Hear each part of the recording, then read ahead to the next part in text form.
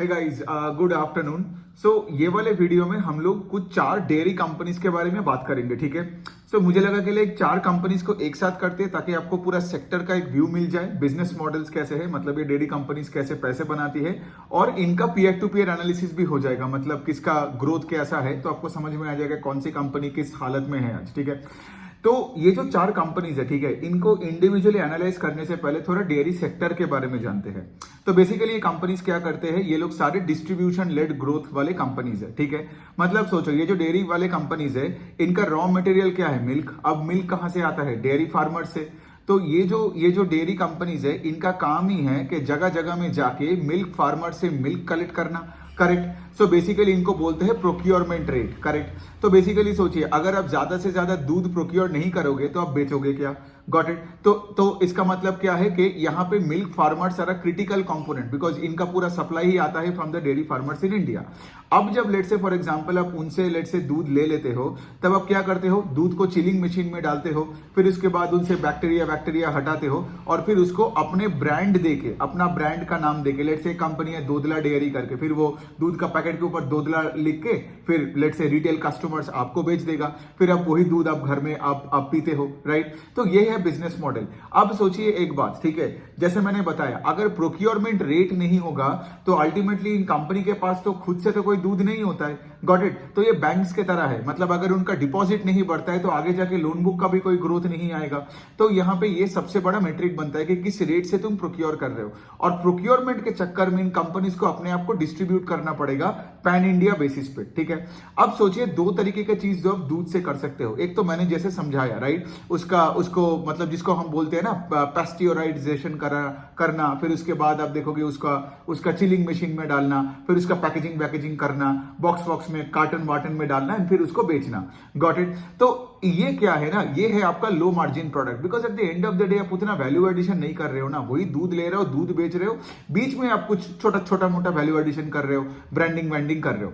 लेकिन दूसरा चीज जो आप दूध से बना सकते हो वो है कि वो सारे वैल्यू एडेड प्रोडक्ट्स, मतलब आपका पनीर हो गया, फिर आपका कर्ड हो गई, फिर आपका पनीर कर्ड हो गया, और बताओ ना क्या क्या वैल्यू एडेड प्रोडक्ट्स होते हैं, हाँ, चीज हो गया, करेक्ट, फिर आपका वे प्रोटीन हो गई। तो ये जो सारे सामान है, ये है वैल्यू एडेड प्रोडक्ट्स। तो कोई भी कंपनी आप देखोगे, डेयरी कंपनीज का ये एक ट्रेंड है कि वो कोशिश कर रहा है कि वो अपने जो टोटल जो सेल्स बनाते हैं उसमें वैल्यू एडेड प्रोडक्ट्स का सेगमेंट को बढ़ाने का कोशिश कर रहे हैं। इससे क्या होगा, इससे यही होगा कि उनका मार्जिन एक्सपेंशन होगा। मतलब अगर आप कर्ड और चीज और पनीर और वे प्रोटीन और से आइसक्रीम भी एक और ऑप्शन है, अगर आप आइसक्रीम बना के उनको बेचते हो तो वहां पे आपका एक प्राइसिंग पावर भी होता है। अब प्राइसिंग पावर क्यों इंपॉर्टेंट है मैं बता रहा हूं, because milk is a commodity, correct. आज आप देखोगे कि लाइक कभी कभार से फॉर एग्जांपल मिल्क का प्राइसेस बढ़ता है, घटता है, based on various natural calamities and all that.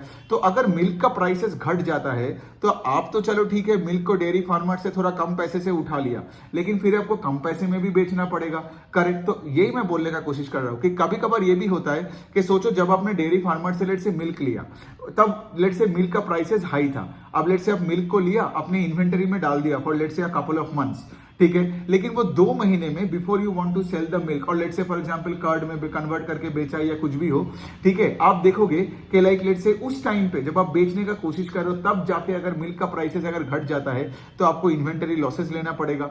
तो द पॉइंट इसके लाइक इसीलिए हर कंपनी क्या कोशिश कर रहे हैं, वैल्यू एडेड प्रोडक्ट्स बनाने का, because value added products like paneer हो, कर्ड हो, इसको आप फ्रिज में भी ज्यादा दिन तक स्टोर कर सकते हो, है ना। अगर आप सिर्फ मिल्क का पैकेट बेच रहे हो तो वो पेरिशेबल आइटम, मतलब उसका पेरिशेबिलिटी, आई डोंट नो ये कोई टर्म है कि नहीं, बट देन उसका perishability is higher than the perishability of the value added products, ठीक है।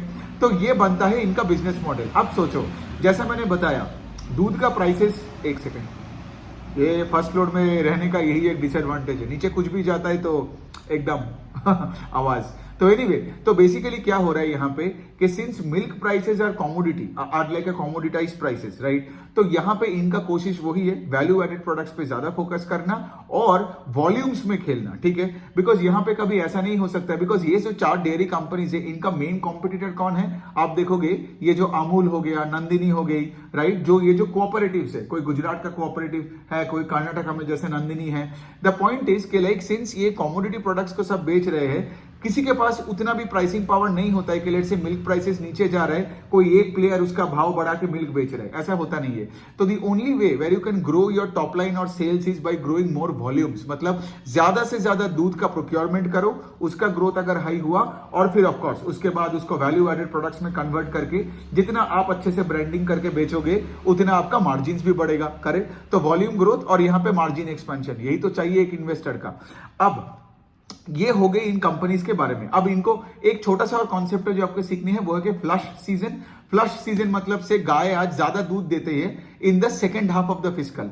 तो आप देखोगे ऐसे कंपनीज का H2 मतलब Q3 and Q4 of a fiscal year, H2 में इनका रिजल्ट्स H1 से बेटर होता है। ठीक है, तो कभी कभार हम क्या कर लेते हैं ना, ये जो फ्लश सीजन है मतलब गाय ज्यादा दूध मतलब देती है यहाँ पे in the second half of the fiscal. Got it. तो इसका क्या मतलब, कंपनीज का प्रोक्योरमेंट रेट, सेलिंग रेट भी ज्यादा होता है, प्लस उसके बाद आप सोचो second half of the season में सारे फेस्टिव पीरियड्स भी आते हैं। तो आज आप कोई भी किसी के शादी में जाओगे तो लोग आपको लड्डू वड्डू खिलाएगा, वो घी से बनता है, या फिर आपको चीज का आइटम है, मिल्क प्रोडक्ट्स। तो ये सारी चीजें हमारे देश में आप देखोगे फ्लश सीजन और उसके साथ फेस्टिव पीरियड्स में जो इतने सारे सामाने बिके जाते हैं, राइट। तो बहुत सारे रेस्टोरेंट्स भी आपका मतलब से फॉर एग्जांपल आपका दूध खरीदते हैं या आपका चीज, घी, बटर, ये सब चीजें खरीदते रहते हैं। तो ये सब होता है second half of the fiscal में। तो ये सारे कंपनीज का, तो हमेशा कोई भी कंपनी को आप एनालाइज कर रहे हो ना, तो पहले QOQ YOY कंपेरिजन करने से पहले उनको आप देख लेना सीजनैलिटी फैक्टर क्या है। तो यहाँ पे मैंने आपको इसीलिए समझा दिया, इसलिए आप देखोगे Q4 से Q1 का जो नंबर अभी आया है वो उतना सेंस नहीं बनता है। आप Q1 से Q1 को कंपेयर करो, मतलब Q1 of FY25 with that of FY24। ठीक है, अब चलिए हम बात करते हैं थोड़ा सा इन चारों कंपनीज का डिटेल में। पहला पॉइंट तो ये है कि लाइक देखिए ये जो अभी सिनेरियो क्या चल रहा है। ठीक है, सिनेरियो ये है कि ये चारों कंपनीज को थोड़ा डिफिकल्टी हो रहा है टू ग्रो इट्स सेल्स। ठीक है, मतलब मैं अगर नंबर बताऊं चारों का, तो बाय द वे चारों कंपनी का नाम तो आप देख चुके हो, मतलब पोस्ट में लिखा हुआ है, दोदला डेयरी, पारक मिल्क फूड्स, फिर हैट्सुन एग्रो और हेरिटेज फूड्स। ठीक है, इन चारों का जो सेल्स ग्रोथ है Q1 ओवर Q1 में, दैट इज प्रीटी डिसअपॉइंटिंग। मतलब इनका ग्रोथ है बिटवीन 10-11% का, मतलब दोदला का 10%, हैट्सुन का 9% और हेरिटेज का 12%। इनमें सबसे बुरा है पारक मिल्क फूड्स, जिनका सेल्स का हार्डली कोई ग्रोथ ही नहीं हुआ, आई थिंक 1% के आसपास सेल्स ग्रोथ हुआ। ठीक है, अब देखिए अगर आपका सेल्स ग्रोथ कम रेट से हो रहा है ना, मतलब आपका कंपनी मार्केट शेयर कैप्चर नहीं कर रहा है, मतलब यहाँ पे कुछ भी रीजन की वजह से हो। ठीक है, नया ज्योग्राफी में शायद आप उस रेट से जा नहीं पा रहे हो, शायद आप उस रेट से डिस्ट्रीब्यूशन को बढ़ा नहीं पा रहे हो, मतलब 9-10-11% का सेल्स ग्रोथ की कंपनी में मैं उतने इंटरेस्ट नहीं रखता। लेकिन मैं अपना ओपिनियन बाद में रखता हूं, यहाँ पे पहले मॉडल समझ लेते हैं। लेकिन यहाँ पे अगर आप देखोगे सारे कंपनीज का जो प्रॉफिट आफ्टर टैक्स का ग्रोथ का नंबर है वो छप्पर फाड़ के नंबर दिया है। किसी का 70% का पैट का ग्रोथ, किसी का 90%, आई थिंक हेरिटेज फूड्स का है 250% का पैट का ग्रोथ। अब ये क्यों होता है? अब सोचो यहाँ पे कुछ चीजें हुआ है। एक तो आप देखोगे यहाँ पे मार्जिन का क्यों एक्सपेंशन हुआ, मार्जिन एक्सपेंशन हुआ इसीलिए तो profit after tax has grown at a much faster pace than sales. Got it. Sales सबका डिसअपॉइंटिंग है लेकिन पैट सबका बढ़िया है। Got it. और ये इसीलिए हो पाया बिकॉज जैसे मैंने बोला, पहला पॉइंट है कि सबका फोकस क्या है, वैल्यू एडेड प्रोडक्ट्स, बटर, घी, चीज, वे प्रोटीन, आइसक्रीम में ज्यादा फोकस है। तो उनका product portfolio, product mix improve हो रहा है। Got it. अगर आपका प्रोडक्ट मिक्स इंप्रूव होते जा रहा है तो आपको यहाँ पे एक मार्जिन का एक्सपेंशन मिलेगा। मैं आपको कुछ डेटा बताता हूं इंडिविजुअल कंपनीज का। से फॉर एग्जांपल अगर मैं हेरिटेज फूड्स का बताऊं यहाँ पे, ठीक है, तो हेरिटेज फूड्स का वैल्यू एडेड प्रोडक्ट्स का जो सेगमेंट है that is now 41% of total sales after Q1 FY25। Last year में this was 38% of total sales. मतलब क्या है, हेरिटेज का ऑल्दो टॉप लाइन का उतना ग्रोथ नहीं आया लेकिन बॉटम लाइन में ये जो 250% का सेल्स का ग्रोथ कैसे आया, बिकॉज इनका वैल्यू एडेड प्रोडक्ट सेगमेंट्स बढ़ रहा है। दूसरे साइड में आपको अच्छा एक और एग्जांपल अगर मैं बता दूं, ये आई गेस बाकी ने भी बताया, पारक मिल्क फूड्स ने भी वही चीज बताया कि पारक मिल्क फूड्स मतलब यहाँ पे आप देखोगे उनका गोवर्धन का जो ब्रांड है, गोवर्धन का घी, गोवर्धन का चीज, राइट। तो ये वही बता रहे हैं कि घी और चीज में ये लोग मार्केट शेयर कैप्चर कर रहे हैं। चीज का आई थिंक 20% का मार्केट शेयर है, घी में आई गेस उससे भी ज्यादा है। एक बार आप कंफर्म करके देख लेना। एंड सिंस क्या है, ये लोग दूध पे डिपेंडेंट, मतलब सिर्फ अपने मिल्क बेचने से ज्यादा घी और चीज और इन सब में ज्यादा फोकस कर रहे हैं। तो इसमें भी मतलब गोवर्धन, मतलब यहाँ पे मैं पारक मिल्क फूड्स का बात कर रहा हूँ, डिस्पाइट द फैक्ट के लाइक सेल्स का ग्रोथ नहीं आया लेकिन प्रॉफिटेबिलिटी में तगड़ा ग्रोथ आया। ठीक है, फिर उसके बाद अगेन अगर मैं दोदला डायरीज का भी बात करूं, जैसे मैंने बोला दोदला डायरीज का टोटल सेल्स ग्रोथ था 10%, लेकिन उनका जो वैल्यू एडेड प्रोडक्ट्स वाला सेगमेंट है that grew 21%. So that clearly shows, again Dodla Dairy भी वही बता रहे हैं कि हम जो अपना अपना जो घी एंड चीज एंड बटर एंड आइसक्रीम ये सब जो पोर्टफोलियो है वो सेम है. आप देख सकते हो ना, चारों कंपनीज को आप एक ही मेट्रिक में देख सकते हो, राइट. और यहाँ पे P2P एनालिसिस भी देखो दिमाग से होता है, मैं ना कोई एक्सेल शीट यूज किया और चाहिए भी नहीं, ठीक है. कॉमन सेंसिकली आपको पता चलता है कि अच्छा बुरा क्या हो रहा है, राइट. सो अभी आप देखोगे कि दोदला हो, पारक हो, हैट्सुन हो या हेरिटेज हो, किसी का टॉप लाइन का उतना ग्रोथ नहीं है और सबका वैल्यू एडेड प्रोडक्ट्स में आपका प्रोडक्ट पोर्टफोलियो में इंप्रूवमेंट हो रहा है. दूसरा चीज क्या हो रहा है रिसेंटली के like milk prices have come down, ठीक है. अब जब milk prices have come down तो क्या हो रहा है, इनका प्रोक्योरमेंट जो दूध लेता है फार्मर्स से, सोचो अगर milk prices have come down तो ये फार्मर्स को कम पैसा देके दूध लेगा ना. यहाँ पे एक चीज है कि मतलब सोचो अगर milk prices are going down तो फार्मर्स को ज्यादा भी कम नहीं दे सकते हो, फिर वो किसी और को दूध देने चले जाएगा और आपका यहाँ पे सप्लाई इशू हो जाएगा. लेकिन फिर भी मतलब अगर मैं इसका एग्जांपल लूं, यहाँ पे अगर मैं हेरिटेज फूड्स का एग्जांपल लूं तो हेरिटेज फूड्स ये बता रहा है कि यहां पे milk prices have gone down by 8%. मतलब इसीलिए क्या हुआ, जैसे पहले एक वैल्यू एडेड प्रोडक्ट्स में प्रोडक्ट मिक्स शिफ्ट हो रहा है, दूसरे साइड में milk prices have gone down by 7 to 8 to 9% के आसपास. तो इन दोनों मेन रीजन के वजह से क्या हुआ है, सबको यहाँ पे आपको और सबको यहाँ पे ऑपरेटिंग लेवरेज मिल गया है. Got it. तो ये है बात. और दूसरे साइड में आप देखोगे हेरिटेज फूड्स ने एक चीज अपने अपने अपने पीपीटी में बताया कि ये जो मिल्क का जो सेलिंग प्राइसेस है उनका वो मेंटेन कर पाया. मतलब उनका जो ब्रांड है वो अच्छा है हेरिटेज फूड्स का. कैसे पता चलता है हमें, क्योंकि सोचिए ना, अगर रॉ मटेरियल प्राइसेस 7% घट जाता है और आपका ओवरऑल जो मिल्क आप बेच रहे हो अपने कस्टमर को, आई थिंक उसका सेल्स का कोई फॉल नहीं हुआ है, मतलब उसका कोई प्राइस को घटाना नहीं पड़ा. तो आप जब कोई रॉ मटेरियल 7% घटा, लेकिन आप जिस सामान को उसी सामान को जब आप बेच रहे हो, if you are not reducing और like cutting prices, right, that means आपका कुछ एक अच्छा सा ब्रांड है.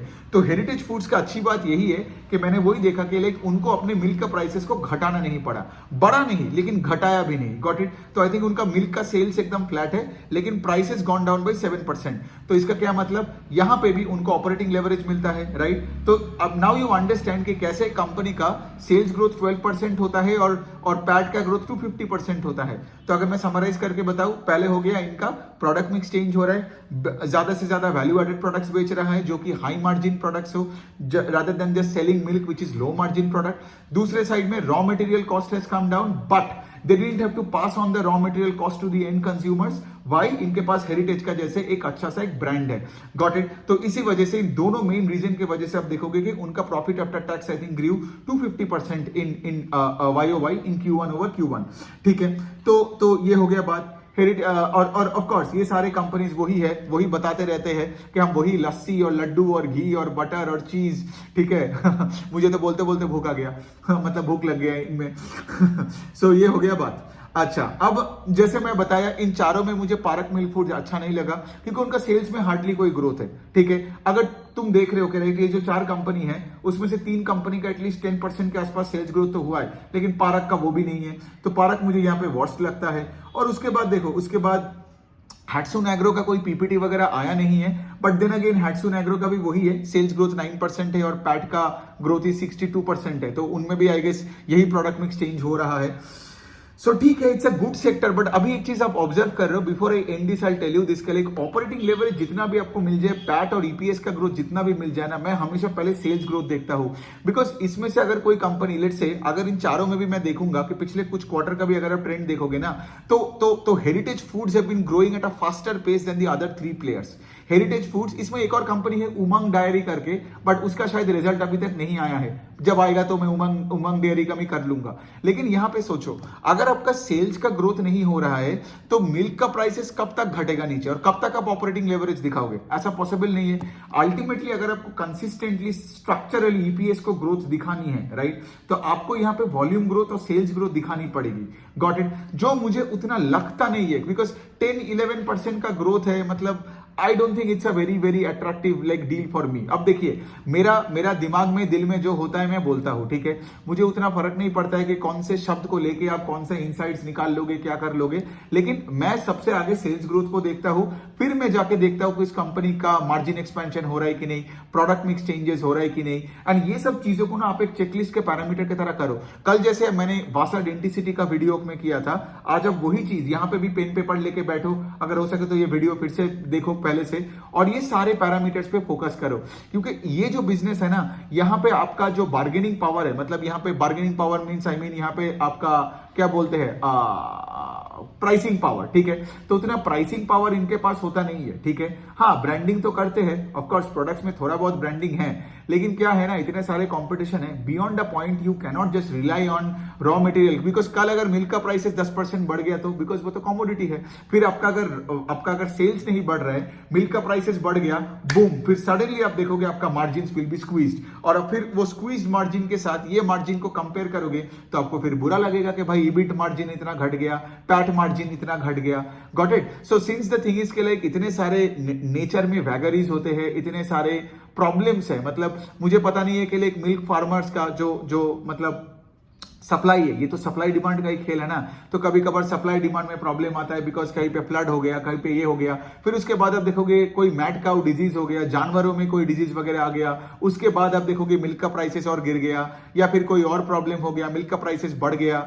द पॉइंट इज के लिए ऐसे जगहों से मैं थोड़ा सा मतलब आप देखोगे ऐसे बहुत सारे कंपनीज है जो ये श्रिम्प्स का एक्सपोर्ट करते हैं, ठीक है। मैं नाम नहीं ले रहा, but then you get the point here, right, कि जो श्रिम्प का फार्मर्स है उनको भी कोई रॉ मटेरियल के ऊपर कोई प्राइसिंग का कोई पावर नहीं है। फिर अब जिस कंट्री में दे रहे हो, क्या पता वो कंट्री कल श्रिम्प के ऊपर कोई यू नो उनका टैक्सेस वगैरह बढ़ा दे या कोई एम्बार्गो लगा दे, और फिर आपका पूरा लग जाएगा, राइट। तो ये जो दूध वाले कंपनीज, ये जो श्रिम्प वाले कंपनीज, मैं ये नहीं बोल रहा हूँ कि ये पैसा नहीं बनाएगा, मैं ये बोल रहा हूँ कि लाइक इन कंपनीज में मैंने देखा है, मैं पहले भी देखा हूं, ये जब रिजल्ट अच्छा करता है तो इनका स्टॉक ऊपर जाता है, पैसा बनाता है, लेकिन वही बहुत वॉलेटिलिटी है, मुझे कोई स्ट्रक्चरल कुछ चीजें दिखता नहीं है। बट देन अगेन ये मेरा ओपिनियन है, अगर मतलब द पॉइंट इसके लिए मैं ये नहीं बोल रहा हूं कि मैं जो बोल रहा हूं वही सिर्फ सच है, बाकी का because I am pretty sure बहुत लोगों ने डेयरी कंपनीज में पैसा डाल के पैसा भी बनाया है, राइट। सो पॉइंट यही पर है, चारों कंपनीज अच्छी कंपनीज है, इन चारों का बैलेंस शीट अच्छा है, ठीक है, और ऑफ कोर्स चारों का थोड़ा ज्योग्राफीज अलग है। इन चारों को आप ट्रैक करो, देखो हमारा काम है ट्रैक करना, राइट, और अगर ट्रैक करके हमें कोई एक अच्छा विनर मिलता है तो हम पैसे डालेंगे, है ना। तो यही तक है, कोई अगर डाउट हुआ तो लेट मी नो।